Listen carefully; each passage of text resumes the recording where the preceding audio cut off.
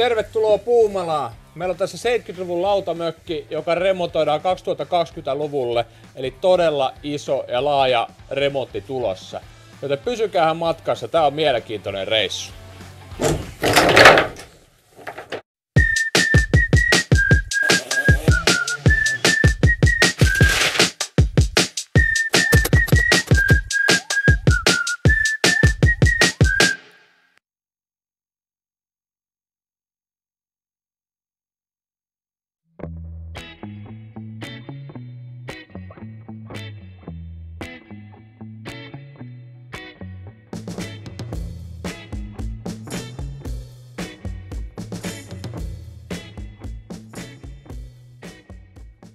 Kato, morjesta. Mitä ukko? Saimaan rannan. Kyllä. Katsotaan nyt näille kuvat, että tää homma. Joo, kyllä. Paljon sulla kokonaisneliö? Tää on semmonen 64 suurin piirtein on niinku sisäpinta-alaa. Ja täältä uudelta puolelta niin sanotusti, niin siellä meni kaikki lattiat uusiksi mennyt. Joo, eli sinne uusitaan rossipohja, eristetään se täysin, tehdään tästä ympärivuotisesti asuttava. Et siellä on vanha sauna ja pukuhuone, mitkä pitää purkaa ja sitten tehdä tosiaan kokonaan rossipohja uusiksi ja eristää se tila.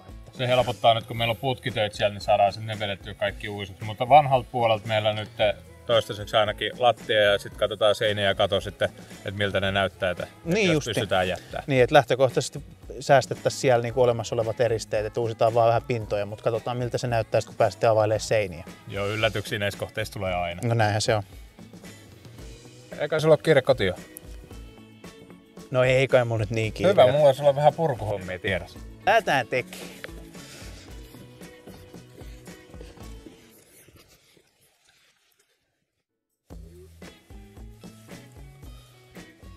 Sitten käydään nopeasti nämä purun eri työvaiheet läpi.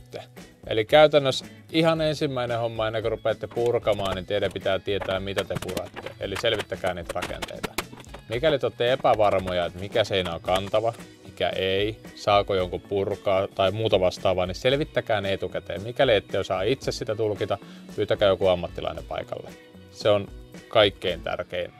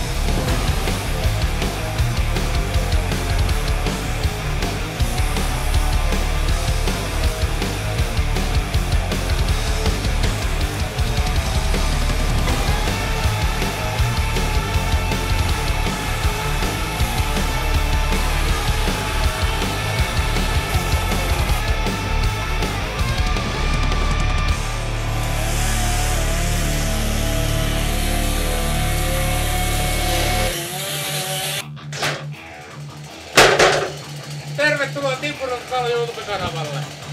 Täällä tehdään töitä! Sen jälkeen kun tämä on selvillä, että mitä voi oikeasti purkaa, sun muuta vastaavaa, niin tämän jälkeen tietenkin hommatte sinne kantajia tarpeeksi ja lava mahdollisimman lähelle. Nämä on ihan perussettejä. Ja meidän tapauksessa me haluttiin saman tien, koska aukko oli niin pieni, mistä pääsee kantaa pihalle, niin mun oli pakko avata vähän seinää. Ja mullakin kun ne ei ollut ihan satavarmaa, että onko toi sitova rakenne, mistä lähdetään sahaamaan, niin mäkin mitotin siten, katoin missä kohtaa on naulattu, jotta sitten ei sahata montaa runkotolppaa sieltä.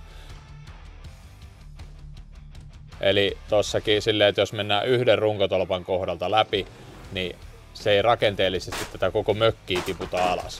Se kestää, että saadaan hyvä kulkureitti, että saadaan tätä järkevästi purettua.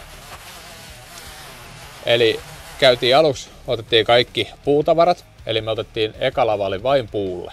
Jotta vain puutavaraa, koska se on huomattavasti halvempaa kuin sekatavarana sitten sekajätteenä rupeaa sitten laittaa sitä. Voi tätä erikseen sitten viedä vaikka peräkärryllä tai pakettiautolla sinne jäteasemalle, mutta siinä menee törkeästi aikaa. Meidän tapauksessa me 2 lavaa täytettiin 2 vuorokauteen. Ja jos olisi ollut vielä siihen vähän enemmän purkajia, niin me oltaisiin saatu 3 lavaa käytännössä niin kuin 2 vuorokauteen sitä tavaraa. Eli niin paljon sitä jätettä tulee. Mutta tosissaan sekajätteeseen ja puujäte kannattaa pyrkiä erikseen siihen puulavaan. Jos on mahdollista, niin jopa 2 lavaa on ihan hyvä olla tontilla.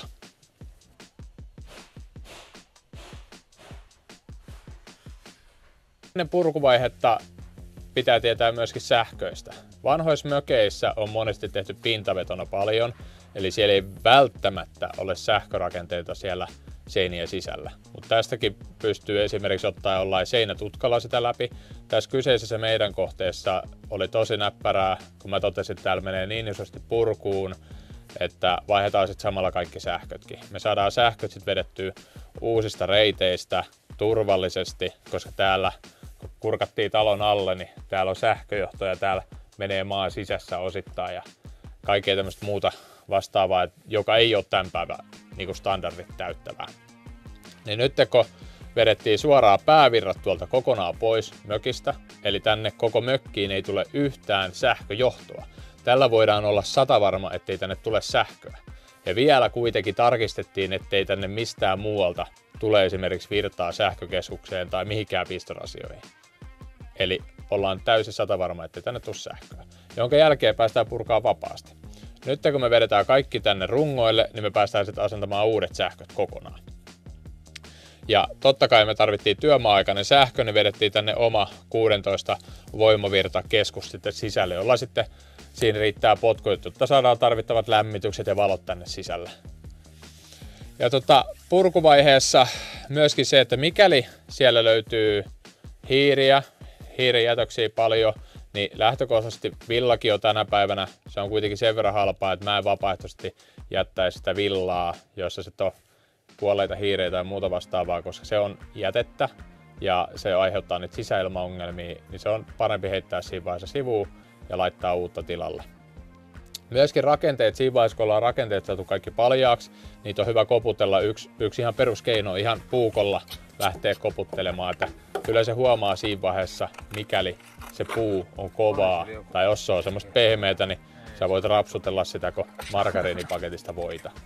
Ja kaikki lahonneet osat vaihdetaan sieltä. Tarkastetaan muutakin ne rakenteet, että mikäli siellä esimerkiksi betoniperustusten yläpuolella ei ole huopakaistaa. Tässä kohteessa onneksi oli, sen takia täällä on alajuoksut kuitenkin näin hyvässä kunnossa. Ei se ole muuta kuin kovaa työtä, malttia.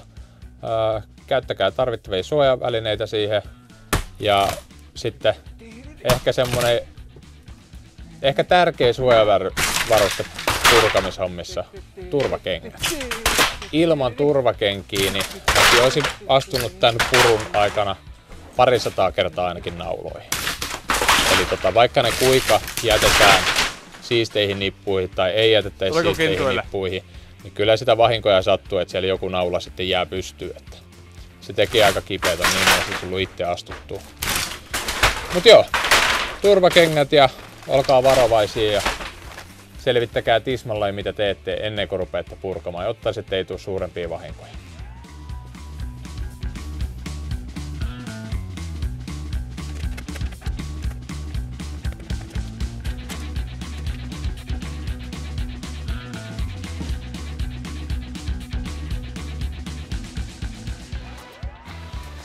Taas kun on tälleen jo naamakin linssissä, niin tähän väliin voisi esitellä se, että minkä takia täältä otettiin katosta myöskin kaikki villat. Jos tää tuoksun saisi jotenkin välitettyä teille katsojille, niin aika monella varmaan tulisi oksennus suuhun. Mutta jos se jotain, että täältä otetaan esimerkiksi tässä on yksi hiirepesä ollut. Kuten näkyy, täällä on hiirenreikiä, siellä ne on syönyt ja laskantanut. Ja tähän lattiat on täynnä meillä tämmöistä pientä mustaa pilkkua, niin sehän on siis hiiren jätettä kaikki.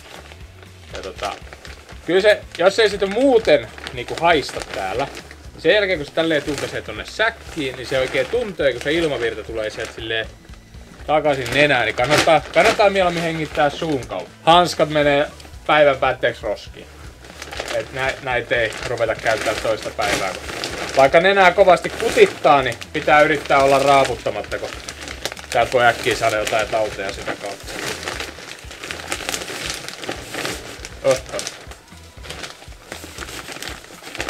Ja tosissaan syy miksi me laitetaan nämä jätesäkkeihin on hyvin yksinkertainen, että no jätemaksut on painon mukaan, koska meillä on lava. Ja käytännössä jos me heitetään nämä villat tohon ja tuolta sataa nytkin vähän vettä, niin käy lopputulossa siten, että siitä villan painosta tulee aika paljon kalliimpaa hävittää. Niin laitetaan nämä säkkien sisään sit nätisti tonne lavalle, ettei saa suoraan säkkeen sisälle, niin kustannukset pysyy aisoissa.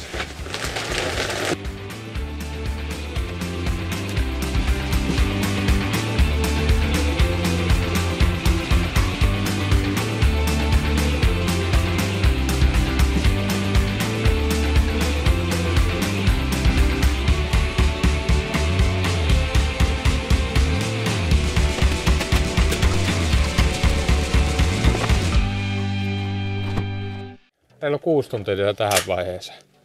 Ihan hyvä, vaikka viimeiset viimeiset tunnit ei olla mitään raahattu pois, kun tuo on aika vaarallista touhua, kun tuolla on jo ihan pilkko pimeätä, että no, ei ihan näin, pitäisi viedä vähän paremmin sitä pois, mutta sitä varten meillä on turvakengät ja sillä, että jätetään tältä päivältä tähän ja huomenna jatketaan sitten purkuun.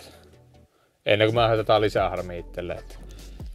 Saadaan kaikki puutavarat pois. Meillä on puulava jo lähes täynnä, mutta kuvataan sitä huomenna aamulla, koska se on, siellä on niin pimeät, ettei siitä saada mitään selvää. Ja sitten kun saadaan se puulava täyteen, niin loput sitten varmaan menee sekajäte lavalle. Täällä on kuitenkin metallia ja sitten villaa ja kaikkea semmoista sekalaista, niin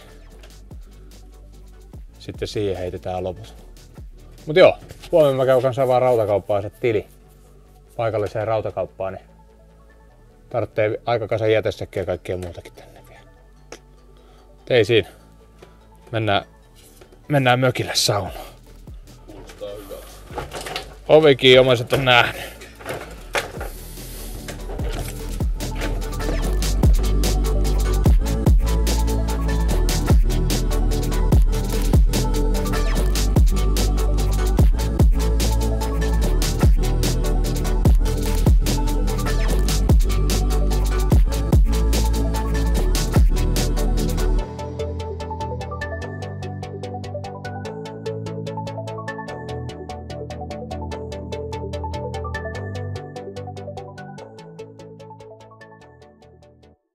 Täällä on saunan kattoon laitettu styroksia.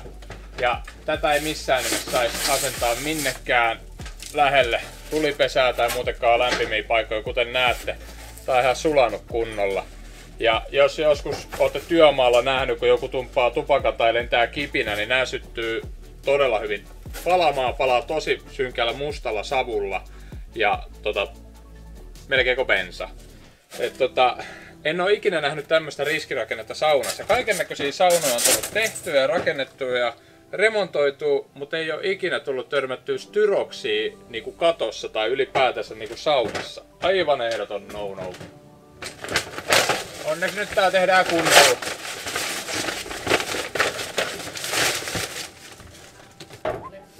No sen verran ahdasta taittaa näitä lattialankkuja veken, niin tehdään vähän isompia aukkoja meille.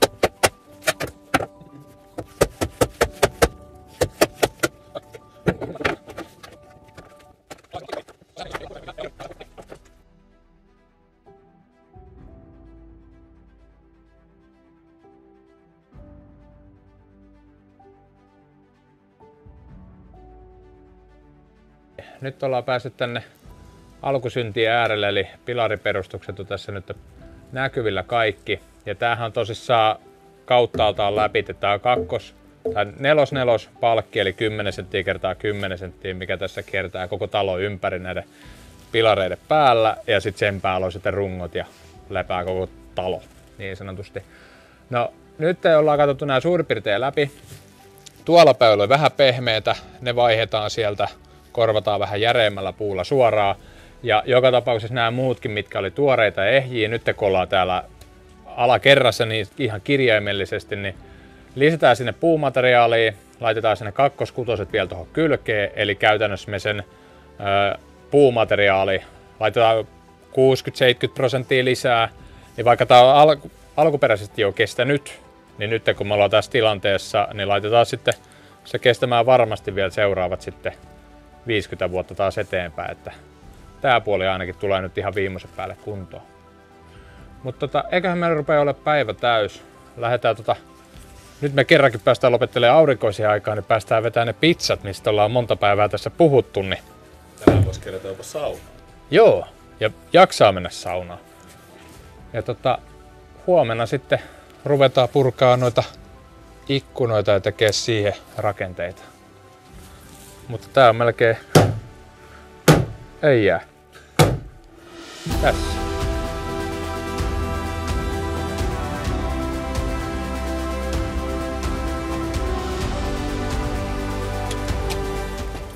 Siinä meillä on enää vika ovekarmi paikallaan.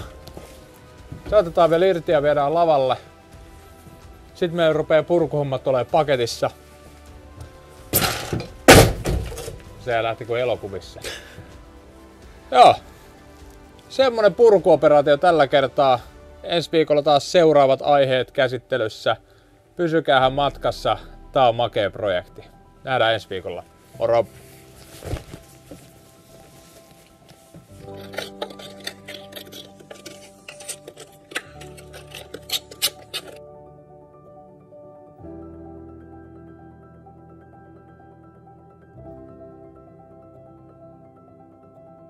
Eläimellistä menoa Timpurilta Talokanavalla.